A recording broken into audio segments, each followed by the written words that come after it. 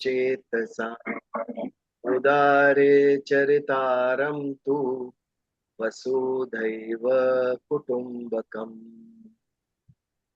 ॐ अग्निमीळे पुरोहितं यज्ञस्य देवमरुद्विजम्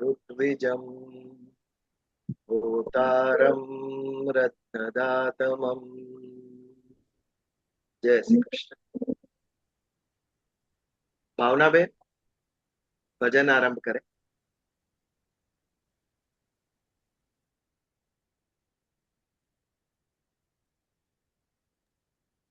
તમે મ્યુટ છો। कृष्ण तारा चरण मम चितड़ु चोटी जाय मारू मन मोही जाय नयन केरी कोटड़ी माँ बीजो को न समाय निरखता तव रूप मुझने तारो रंग तो लागी जाए मन मोही जाए कृष्ण तारा चरण मम चितड़ु चोटी जाय मारू मन मोही जाय चरणों नु तब ध्यान धरू त्यारे भय बधो भांगी जाय आनंद मारहे जीवन मारो दुख भुलाई जाय मन मोही जाय कृष्ण तारा चरण चरण मातव स्थान मळे तेनो बेड़ो पार थई जाय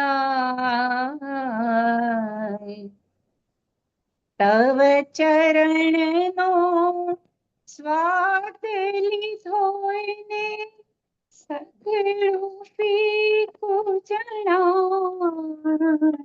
मनडू मोही जाय कृष्ण तारा चरण मम चितड़ु चोटी जाय मारू मनडू मोही जाय नयन केरी कोटरी माँ बीजो को न समाय मारू पितड़ू चोटी जाय।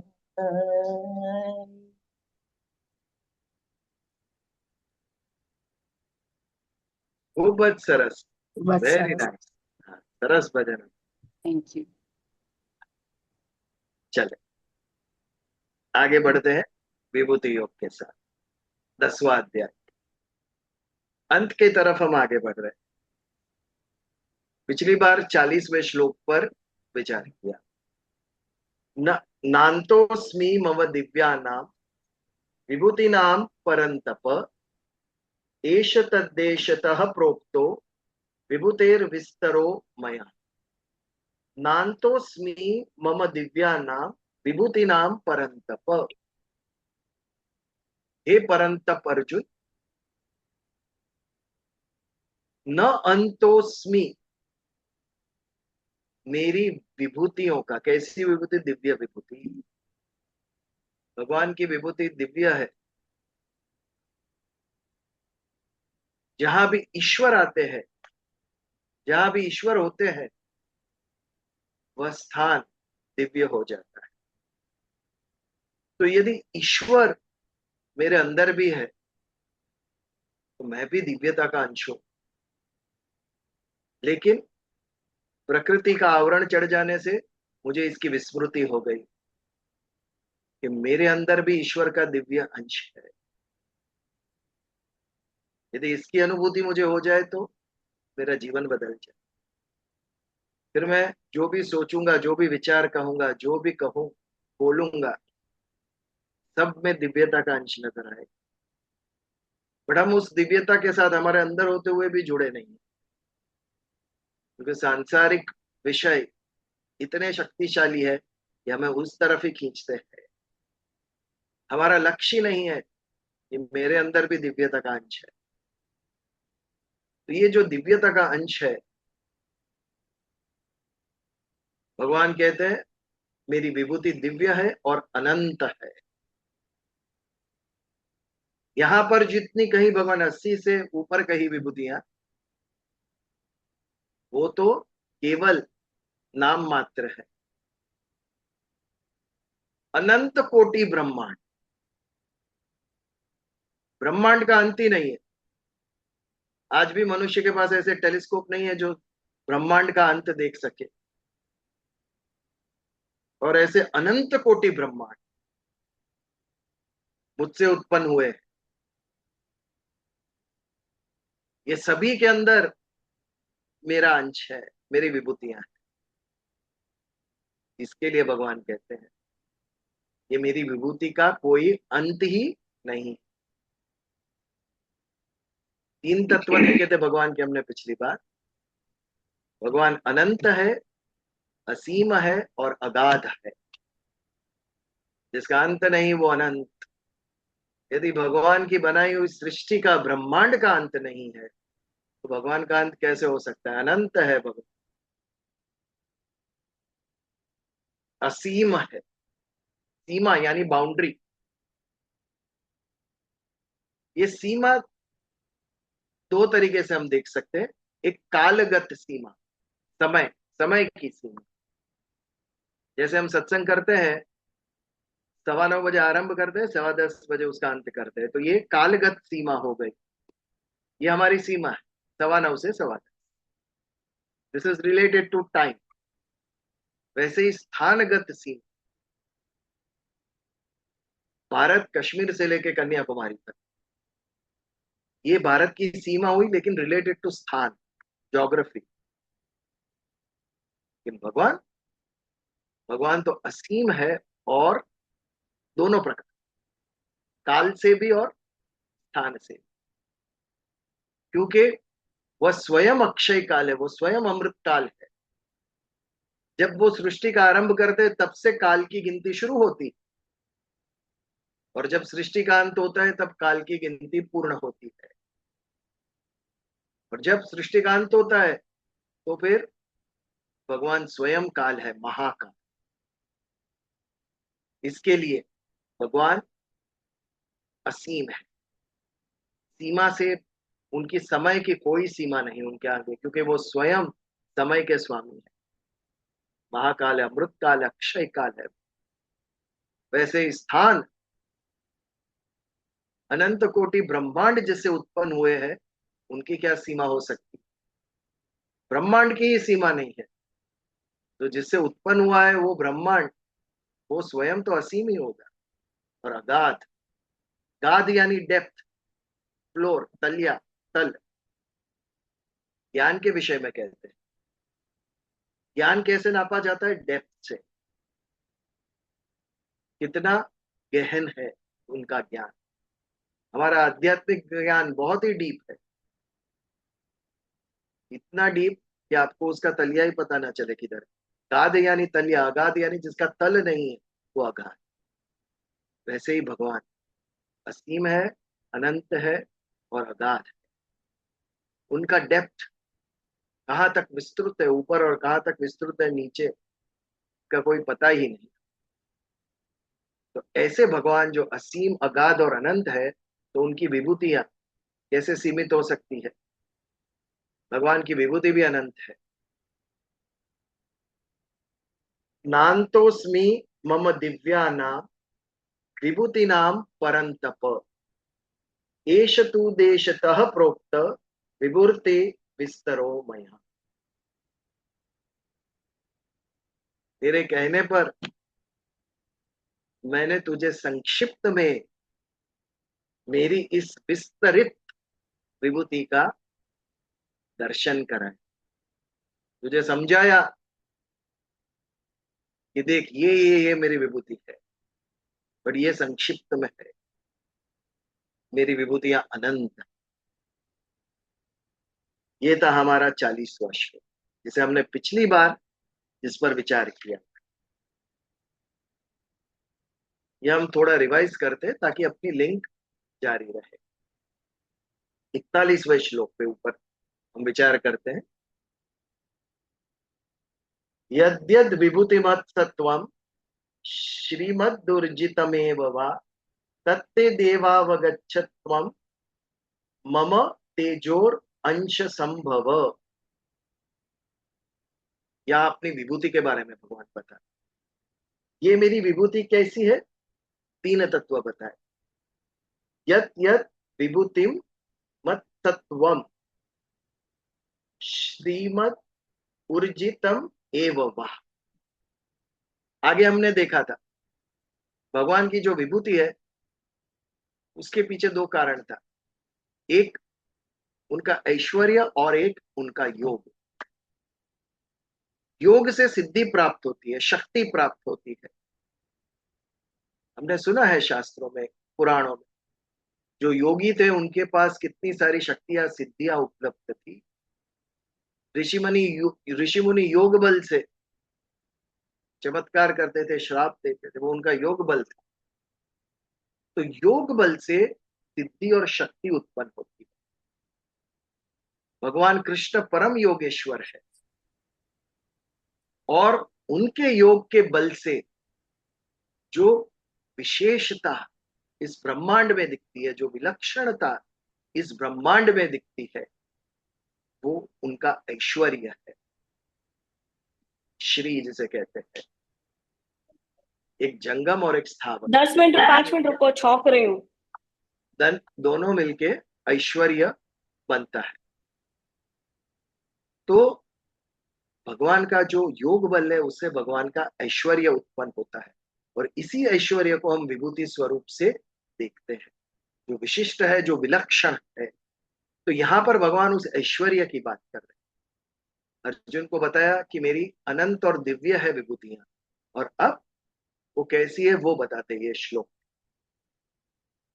यद्यद विभूतिम अतत्वम, ये जो मेरी विभूतियां है, श्रीमद ऊर्जितमेव वाह, वो कैसी है, एक श्रीमद और ऊर्जा, श्री यानी ऐश्वर्य युक्त। ये सभी विभूतियां मेरी ऐश्वर्य युक्त है और ऊर्जा युक्त है। तद्देवागच्छत्वम मम तेजो अशन संभवम, ये सभी जो ऐश्वर्य युक्त, श्री और ऊर्जा युक्त विभूति है, वो तू मेरा ही अंश समझ। ये सभी विभूतियों को हम क्या गलती करते हैं, एक सुंदर भवन का निर्माण किया, ताजमहल, तो हम उसके पीछे कोई व्यक्ति का नाम दे देते हैं, ये इनके द्वारा बनाया है। ये श्रेष्ठता, ये जो आर्किटेक्चर है, ये बुद्धि आई कहां से, ये शक्ति आई कहां से हमारे अंदर, कि जिससे हम इतने सुंदर भवन मंदिर इनका निर्माण करते हैं। अन्य कोई जीव इस तरह का तो नहीं बना सकता। ये हमारे अंदर ईश्वर की कृपा, ये बुद्धि जो है, ये हमें विशिष्ट बुद्धि मिली है। इसमें भी ये भी ईश्वर की विभूति है कि मनुष्य को विशिष्ट बुद्धि प्रदान की भगवान ने, और इस विशिष्ट बुद्धि से हमने इतना कुछ निर्माण किया, प्रकृति को चैलेंज किया, प्रकृति के जो रहस्य थे उस रहस्य को डिस्कवर कर दिया, लोगों के सामने रख दिए सभी प्रकृति के रहस्य। आज लेबोरेटरी में हम हमारे अंग बना रहे हैं और फिर वो प्लांट कर रहे हैं शरीर के अंदर। ये कितनी बड़ी सिद्धि है। अभी बीच में मैंने पढ़ा कि साइंटिस्ट लेबोरेटरी में किडनी बना रहे हैं। अभी एक व्यक्ति को दूसरे व्यक्ति से वो किडनी नहीं देनी पड़े, लेबोरेटरी में बनाएंगे किडनी और वो मनुष्य के अंदर लगाए। ये हमारा ईश्वरी तत्व है।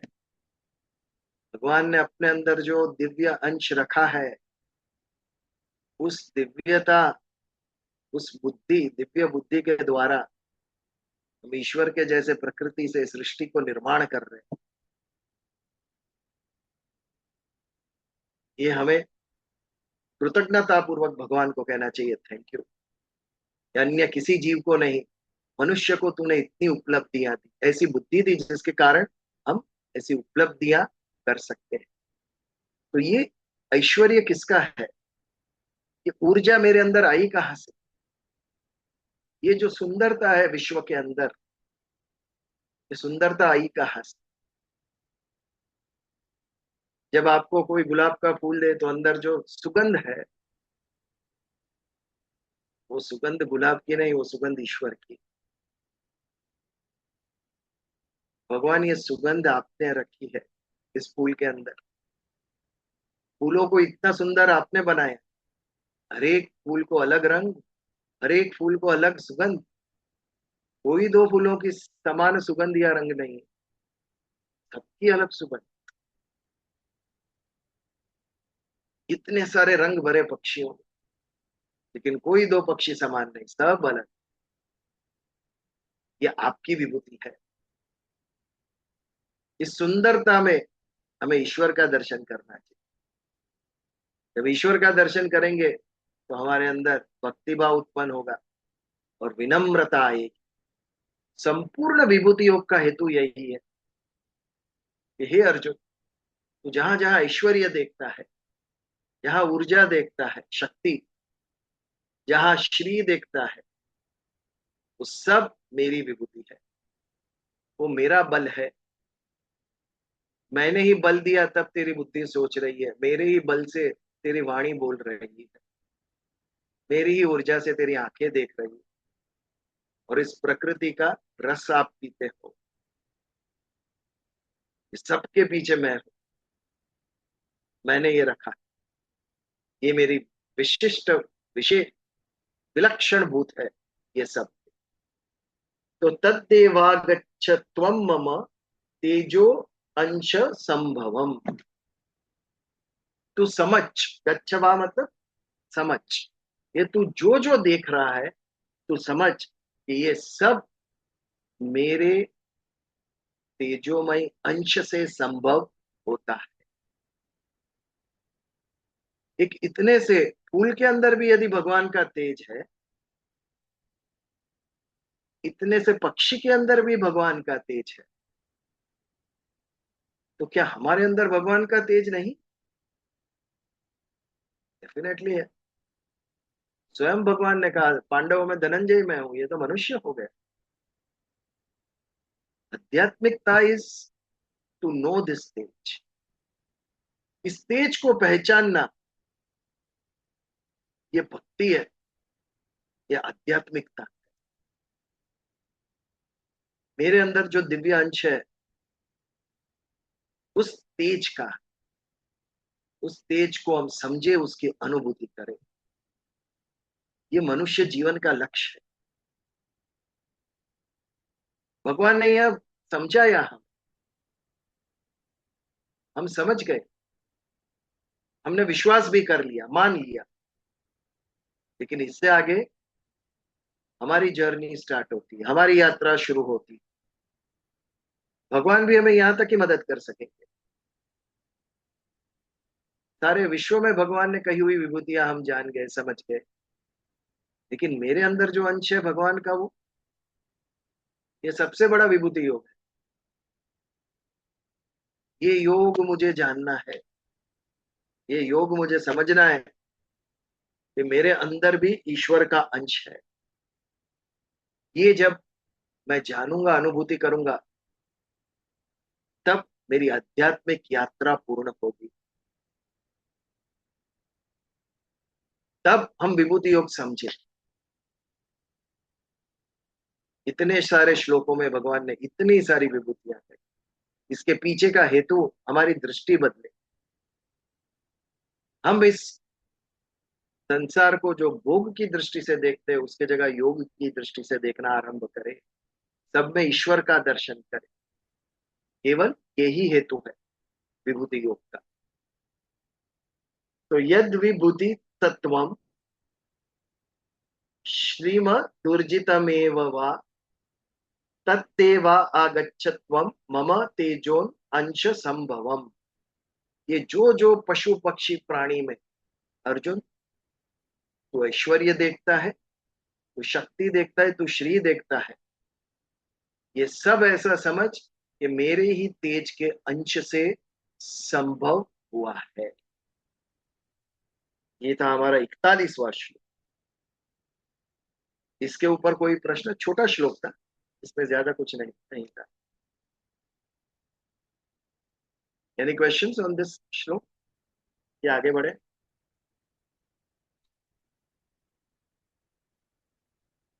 अब लास्ट श्लोक। इस श्लोक से विभूति योग का भगवान समापन करते हैं और इसके बाद आरंभ होगा विश्व रूप दर्शन। शायद विभूति योग सुनने के बाद भी कहीं कुछ अर्जुन के मन में श्रद्धा का अभाव है।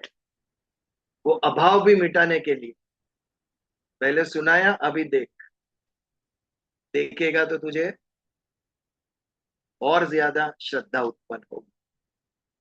तो विभूति योग का समापन करते हुए 42वें श्लोक पर हम बात करें। आपके सामने यदि भगवत गीता है तो आप भी पढ़िए 42वां श्लोक। अथवा बहुनैतेन किम ज्ञातेन तवार्जुन विष्टव्याहम इदम कृत्सम एकांशेन स्थितो जगत।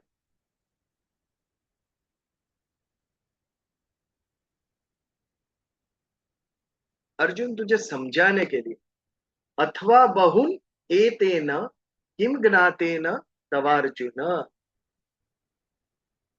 बहुन अनेन यानी बहुत सारी तरीके से, किम यानी क्यों, ज्ञातेन यानी जानना, तव यानी तुम अर्जुन। अर्जुन तू मेरी इस बहुत सारी विभूतियों को जानने की बात क्यों कर रहा है? इतनी सारी विभूतियां की भगवान। अब एक अल्टीमेट बात करते हैं। हम सबको पता है वो कथा। एक बार शिवजी और पार्वती जी ने अपने दोनों बेटों को बुलाया, गणेश और कार्तिकेय, और पृथ्वी की परिक्रमा करने को कहा। कार्तिकेय जी मोर लेकर चले गए, अब भी करके आया पृथ्वी की परिक्रमा। गणेश जी भारी शरीर और उनका वाहन छोटा सा मूषक, वो कब करके आते परिक्रमा? रिद्धि सिद्धि के स्वामी थे, बुद्धि के स्वामी थे, उन्हें चातुर्य किया, चतुराई यूज की उन्होंने। माता पिता शिव पार्वती की परिक्रमा कर डाली। हे माता पिता, मेरे लिए तो आप ही मेरी समग्र सृष्टि हो, आप ही पृथ्वी हो, मेरे लिए आपकी परिक्रमा ही सारे जगत की परिक्रमा। वही बात यहाँ पर है। अर्जुन तू बहुत सारी विभूतियां क्यों जाननी है तुझे? तू पूछ रहा है मुझे मैं कहाँ कहाँ आपको ढूंढूं? इसके लिए मुझे बताना पड़ा कि यहाँ यहाँ यहाँ मुझे ढूंढ। प्राणी पशु ऋषि सब जगह पर मैंने एक एक विभूति मेरी बताई, मनुष्य में, पहाड़ों में। बट ये करने की आवश्यकता क्या है तुझे? इतनी सारी विभूतियां यानी मेरा अंश कहाँ कहाँ पर है, ये जानने की तुझे आवश्यकता क्या है? पहली लाइन में भगवान ये प्रश्न पूछते हैं अर्जुन। इस प्रश्न का तात्पर्य क्या हुआ? भगवान क्यों पूछते हैं कि हर जगह पे मेरी विभूतियां तुझे क्यों जाननी है? ऐसा जब प्रश्न करते हैं भगवान अर्जुन को, तो भगवान क्या कहना चाहते हैं अर्जुन? अब तो शायद ये बोल रहे हैं कि मुझे डाउट क्यों कर रहे हो, और ऐसी कौन सी जगह है जहां मैं नहीं हूँ, तुम और डाउट समथिंग ही क्यों एल्स? कर रहे हो। हाँ, वो डाउट तो है ही, मैं सब जगह हूँ, यही। और जब हाँ मैंने बाबू ये में। सारी विभूतियां बनाई है, जो मैं हाँ, बनाने वाला हूँ, तू मुझे ही सिर्फ देखना। ये है। एग्जैक्टली। Yeah. अभी हमने उदाहरण लिया गणेश जी का। गणेश जी ने क्या कहा? मेरी तो समग्र पृथ्वी मेरे सामने है, मैं इसकी ही परिक्रमा कर लेता हूँ। भगवान कृष्ण भी यही अर्जुन को बता रहे हैं, तू मेरी इतनी सारी विभूतियां कहाँ है, क्यों पूछ रहा है? मैं स्वयं तेरे सामने बैठा हूँ। हम्म, जब मैं स्वयं तेरे सामने बैठा हूं, तो मेरा अंश किधर किधर है, ये जानने की तुझे क्या आवश्यकता है? मैं तो सब जगह पर तेरे सामने भी हूँ। मेरे हाथ में तेरे ही घोड़ों के रथ की लगाम है, और तू बोलता है वैसे मैं कर रहा हूँ। तुझे अन्य जगह पर मुझे ढूंढने की क्या आवश्यकता है? विष्टभ्याहम, मैं विस्तृत हूँ सब जगह। इदम कृत्स्नम, ये सब जगह पर मैं विस्तृत हूँ। एकांशेन स्थितो जगत, मेरे एक अंश में सारा जगत स्थित है। भगवान के एक अंश में जब सारा जगत स्थित है, तो फिर तू मुझे सब जगह क्यों ढूंढ रहा है? तू मेरा एक अंश भी देखेगा ना, तो उसे उसमें तू श्रद्धा से देखेगा, तो तुझे उसमें भी ब्रह्मांड नजर आएगा। ये भगवान कृष्ण छोटे थे, आज भी गोकुल में रमण रहती है। वहां पर क्या हुआ था?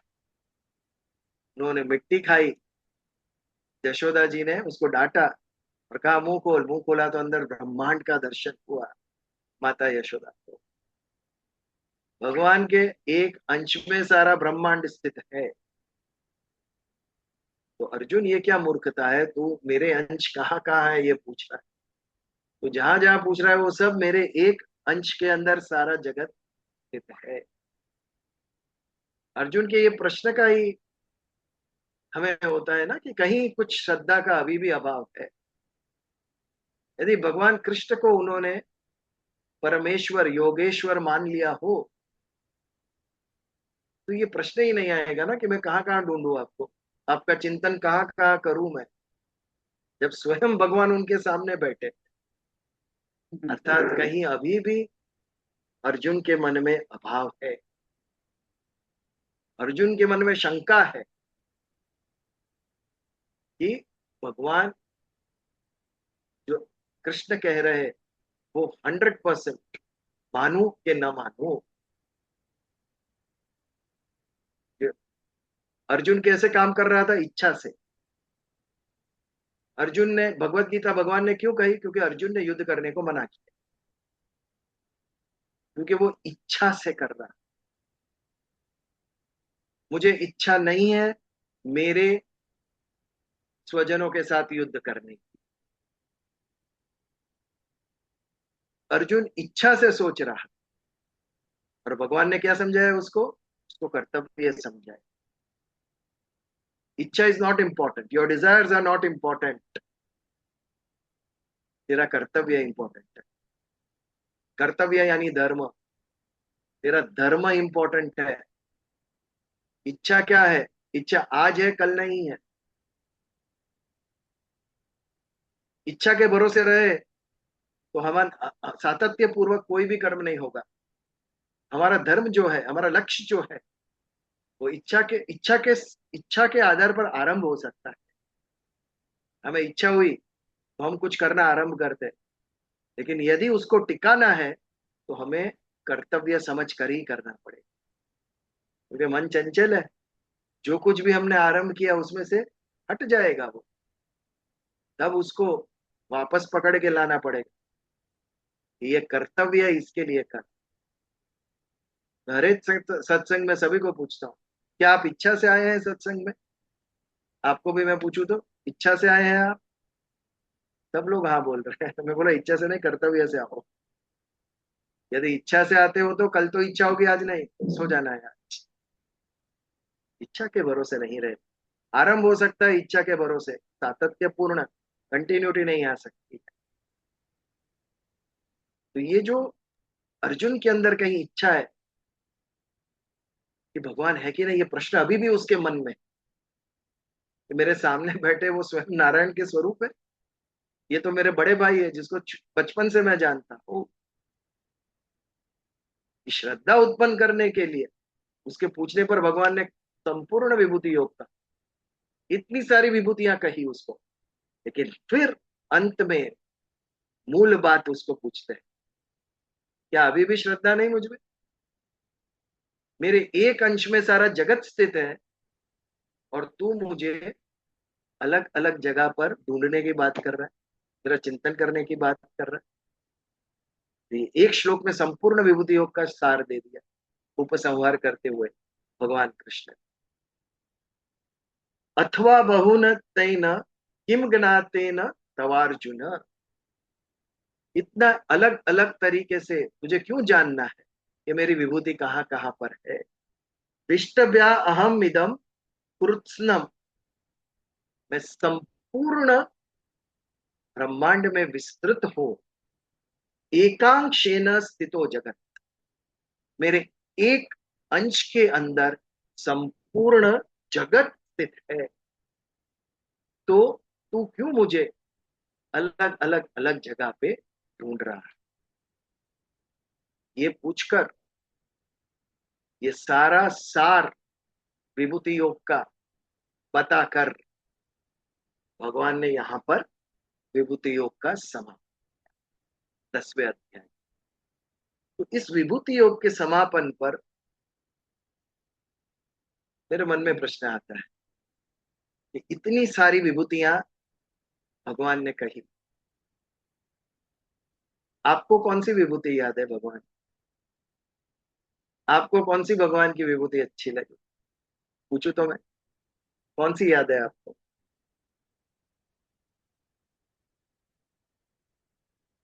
विभूति योग का समापन हो गया, हमारे पास कुछ समय है, इसके लिए मैं पूछ रहा हूँ। हाँ बोलो बाबू। મને હિમાલય જે ભગવાન કે છે એમાં પર્વતોમાં સાબરમતી હિમાલય, કારણ કે એક તો એમાં એટલું બધું નેચર નું બી મળે છે, યસ, બધી જ વસ્તુ એનાથી જ બધા સ્ત્રોત્ર આવે છે નદીઓના, એટલે એનો બહુ મોટી વિભૂતિ વન ઓફ ધ કહી શકાય એમ, અને જે ગમે यू છે. Forgot a very important thing. Hmm. सबसे ज्यादा ऋषि मुनियों ने तपस्या और आश्रम उनके हिमालय में हुए हाँ हैं। हाँ वो भी है, वो राइट. हमारी भक्ति का स्थान है, भक्ति भगवान का. शिव का स्थान है कैलाश। और Yeah. हिमालय से इतनी सारी नदियां जो सप्त सिंधु जिसे कहते हैं, वो सभी जीवनदायी नदियां हिमालय से उद्भव होती है। इसके लिए स्थावरों नाम हिमालय, जितने भी स्थावर है माउंटेन रेंजेस, उसमें हिमालय में हो, ये भगवान कहते हैं। ये इंपॉर्टेंस बताते हैं हमें हिमालय की। और कुछ वैसे तो मुझे ऐसा 80 लगता है विभूतियां सूर्य, कही है हमने, 80। नहीं माने सूर्य, मुझे सूर्य एक एक करके, तेज एक में एक वो मैं करके। सूर्य हूँ। हाँ जी, तेज में मैं, जो सूर्य बोलते हैं कि बिकॉज इट रवि गिविंग रवि, अस रवि एनर्जी, या तो वो तो मुझे प्रत्यक्ष एक देवता एक सामने मिनट है, मयूरी सूर्य बेन, देव। એમનું પૂર્ણ થવા દો પછી તમે બોલો. હા બોલો નિતેશભાઈ. નહીં નહીં, પ્રત્યક્ષ દેવતા છે જે આપણને हो વિધાઉટ सके એની, तो જે हिंदी આપણે में કહીએ कहिए, हम हिंदी में अच्छा, कहेंगे जितना संभव। प्रत्यक्ष सूर्य देव जो है, रवि जो प्रत्यक्ष देवता माने गए हैं, जो हमको ऊर्जा देते हैं, और सूर्य से काफी कुछ, मतलब plants and vegetables and all the nature is living because of the sun. Lot of energy that we get is out of the sun. And in present day तो जो अभी ये भी है कि सोलर पावर, जो मानते हैं कि सोलर पावर से कितनी बचत वगैरह, 100 मल्टीपल यूजेस उसके हैं। एंड जो सूर्य देव है वो हमसे कोई उसका बिल नहीं किराया या भेजते, कुछ नहीं लेते हैं। अडानी टाटा का बिल आता है, सूर्य भगवान कोई बिल नहीं एग्जैक्टली भेजते हैं। तो वो भी बहुत बड़ी विभूति जो बताया उन्होंने, भगवान ने। वो तो हम कृतज्ञता पूर्वक उनको जल चढ़ाते हैं थोड़ा, बाकी वो बिल बेचते हैं, उन्होंने वो भी नहीं मांगा है। ट्रू। हाँ, जीवन जीवन संभव है सूर्य देव के कारण पृथ्वी पर। इज लाइफ गिवर, उनके बिना जीवन संभव नहीं है। मयूरी बहन आप कुछ कह रहे थे, फिर હા ईशिता जी। મને વેદ हिंदी વ્યાસ हिंदी मुनि राष्ट्रभाषा। એટલે मुझे मुनियों में वेद व्यास और कवियों में शुक्राचार्य यस, वो क्या कहा था उसके उनके बारे में, वेद व्यास और शुक्राचार्य के बारे में? એટલે वेद व्यास ने तो पूरा ये अपना रामायण और ये रचित रामायण किया व्यास था। जी का नहीं था, नहीं सॉरी, महाभारत रचित महाभारत, किया। महाभारत और उनका। हाँ, और शुक्राचार्य ने तो पूरा ये बता, हिंदी हिंदी में क्या बताऊं मैं, लेकिन शुक्राचार्य में उन्होंने क्या बताया था कि अंशुमान का, कबीर हाँ, अंशुमान उनको कहा वीर गया था। अंशुमन का, कवि यानी यस। ज्ञानी, पंडित थे वो। हाँ, और कवि उनके पास ज्ञानी पंडित, हाँ। दैत्यों के तो मुझे वो वो पुरोहित थे, गुरु थे, और उनके हम्म पास जो था वो अन्य किसी के पास नहीं था। क्या था किसी वो? के पास, राइट। What was it? जो सजीवन केवल करने की शक्ति, सजीवन सजीवन करने संजीवनी की विद्या, शक्ति थी। सजीवन करने की शक्ति संजीवनी थी, विद्या हाँ। केवल शुक्राचार्य जी के पास थी। शुक्राचार्य की थी, राइट। और वेद व्यास महाभारत के अलावा महाभारत के 18 पुराण उन्होंने लिखे, 18 पुराण। चारों वेदों का या, विभाजन उन्होंने किया। इतना विस्तृत कार्य उन्होंने किया, इसके लिए मुनियों में वेद व्यास में हूं, ऐसा भगवान ने कहा। ये उनका महात्म्य था वेद व्यास जी का। या ईशिता जी। બીજલભાઈ એક પ્રશ્ન છે, हाँ, શુક્રાચાર્ય આટલા વિદ્વાન હતા તો અસુરોના ગુરુ બનવા કેવી રીતના એગ્રી થયા હશે? हम्म सी ગુરુનું ત્યારે કેવું હતું कि they did not say no to anybody. जो उनके पास आया, जैसे ब्राह्मण थे, वो रिच के यहाँ भी पूजा पाठ कराने जाते थे, पुअर के पास भी पूजा पाठ कराने जाते थे। तो वो विद्या जो होती थी वो किसी को मना नहीं करते थे। ऑलरेडी देवताओं के गुरु बृहस्पति थे, तो दैत्य किसी गुरु का पद ढूंढ रहे होंगे, तो उन्होंने, शुक्राचार्य भी इतना ज्ञानी था तो उनको आमंत्रित, उन्होंने ये पद स्वीकारा। क्योंकि बेसिकली वो दोनों देवताओं, आदित्य या दैत्य, वो कश्यप ऋषि के ही पुत्र थे। बाद में वो भेद दिखने लगे उनके अंदर कर्मों के आधार, लेकिन दोनों ही कश्यप ऋषि के पुत्र थे। वो इसके लिए उन्होंने स्वीकारा। और ये असुर ऋषि भी तो सभी देवों की वैसी ही तपस्या और आराधना करते थे ना, वर मांगने के लिए। वो यस यस, मतलब आपके हाथ में वेपन है, आप सोल्जर हैं या आप मर्डरर है, मर्सनरी है, वो उस वेपन को नहीं पता है कि मैं किसके हाथ में असुरों हूं, ने तो वो भी तो मांगते ही थे ना सब। असुरों ने जब तपस्या की तो शिव जी, ब्रह्मा जी, सबने वरदान दिए, सबने दिए हैं, किसी ने उनको क्योंकि मना वो नहीं किया है। सृष्टि का सर्जन किया तो सुर और असुर दोनों वही भगवान ने निर्माण किए थे। खाली उन्होंने नहीं, और दुरुपयोग किया उन शक्तियों का। नहीं, वो दुरुपयोग तो तत्पश्चात हुआ, लेकिन एक आपने एक एंट्रेंस एग्जाम दिया है, उसमें तो सब इक्वल है ना, सबके लिए सेम सिलेबस है, सबको ये पढ़ाई करके आनी है, सबको एग्जाम देना है। वो एग्जाम बन के सबको, हर कोई डॉक्टर बन गया। अब कोई डॉक्टर इंसान मानवता के लिए अच्छा सोचता है और कोई सिर्फ चीटिंग करता है। पर वो पढ़ाई और उसकी जो सैंक्टिटी है, उस डिग्री की जो सैंक्टिटी है, वो तो सेम ही रहेगी। क्षमता इसीलिए तो दोनों इसी में थी। तरह, हाँ, तो इसीलिए सुर और असुर, जैसे बोलते थे सुरासुर भजत मुनिवर शंकर, सुर और असुर सभी एक साथ भजते थे। ब्रह्मा और शंकर पर्सनली को सभी बचते थे। सभी सभी उनसे कुछ ना कुछ मांगते रहते थे, हमें ये वरदान दीजिए, हमें वो वरदान दीजिए। और वो वरदान देने से मना नहीं करते थे, बिकॉज वो ये सोचते थे इसको वरदान भी देंगे तो उसको एक अपॉर्चुनिटी दी जाएगी कि वो अपनी रिस्पॉन्सिबिलिटी से इस चीज का सही इस्तेमाल करे। और अगर गलत इस्तेमाल होता था तो वही देवता, वही जो थे, वो कहीं ना कहीं अवतार लेकर के आते थे और उनका वध करते थे। तो उनको मतलब बेनिफिट भी मिलता था और उनको पनिशमेंट भी मिलती थी। That is how it always work. असुर तो ज्यादा करके गलत इस्तेमाल ही ज्यादा करते थे ना। नहीं, ऐसे तो इंद्र वगैरह को भी कई कथाओं में बताया गया है, बहुत घमंडी हो गए हैं, लोगों को बहुत परेशान किया है। कोई उनकी पूजा नहीं करता था तो उन्हें तंग करते थे, जिसकी वजह से कृष्ण भगवान ने गोवर्धन पर्वत को उठाना पड़ा और वो सब। तो ये भी सब एपिसोड्स हैं, मतलब ये भी कथाएं हैं।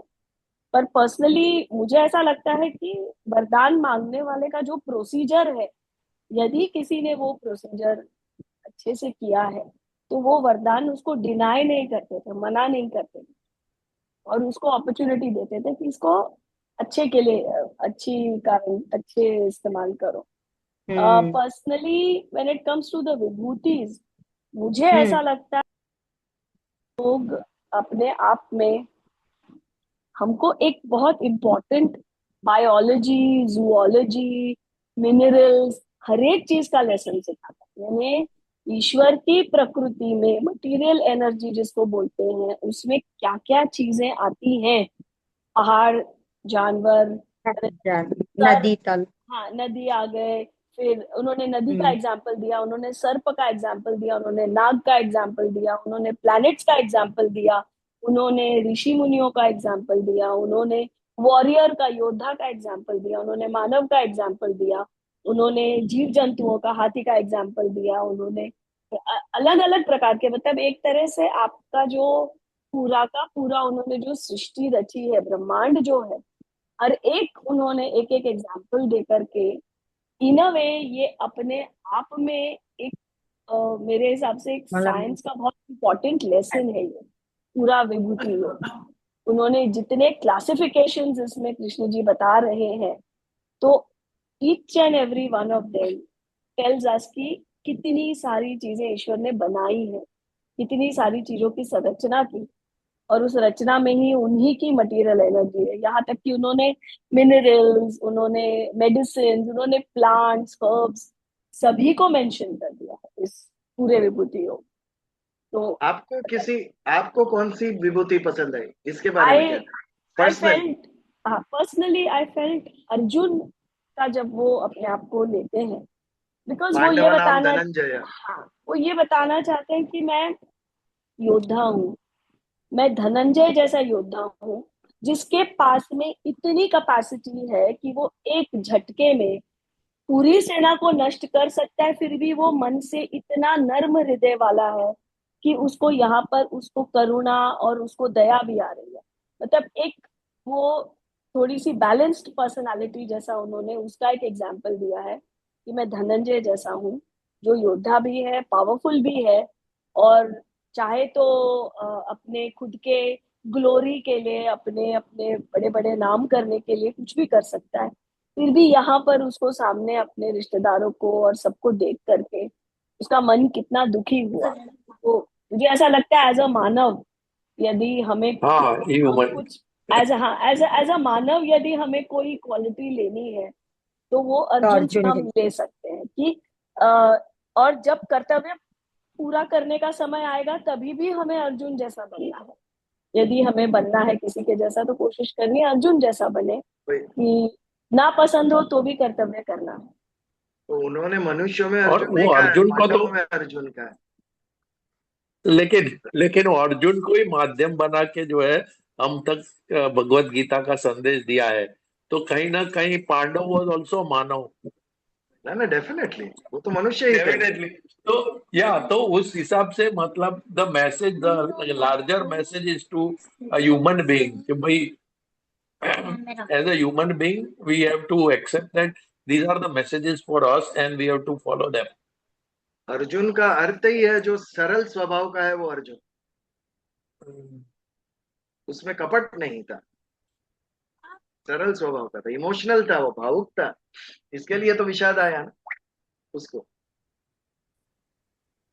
और कोई दादा बताएगा? क्लास में चौकी चौकी कर रहा था। और कौन सी विभूति पसंद आई किसको?